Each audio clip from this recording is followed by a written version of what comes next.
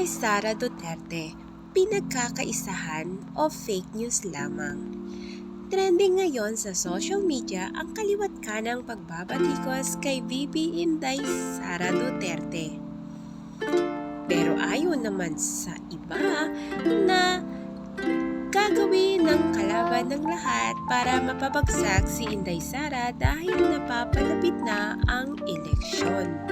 At yan ang politika sa Pilipinas, kagaya nito.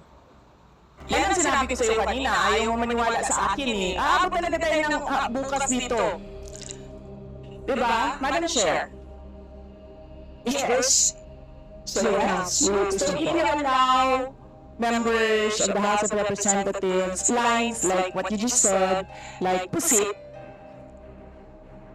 bakit mo ako kino-crucify for saying a fact that somebody is convicted of child abuse sitting in the chair? Pusit? And then I cannot fire the presiding chair. So bakit? Yes, we Bakit napaka-one-sided nito ha? po.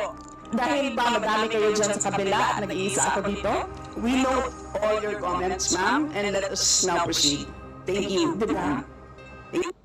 Ma'am Chair, hindi na po tayo matatapos. Patingin po natin sino po ang nagmumukhang tama at mali or nagmumukhang katawa-tawa. Bilib na bilib ang maraming tao kay Inday Sara kahit ito ay parang nag-iisa ay lumalaban pa rin. Dahil nga ba ito sa tumataas na ratings ng trust rating ni VP Inday Sara na masigit pa na mataas sa Pangulo. Dahil dito ay lalong napapabigat ang mga kalaban.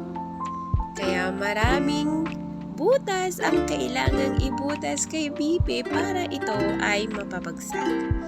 Pero walang sino man ang nakakaalam kung sino pa talaga ang nagsasabi ng tama at mali. Pero sa panahon ngayon ay hindi na natin mabubulag ang taong bayan.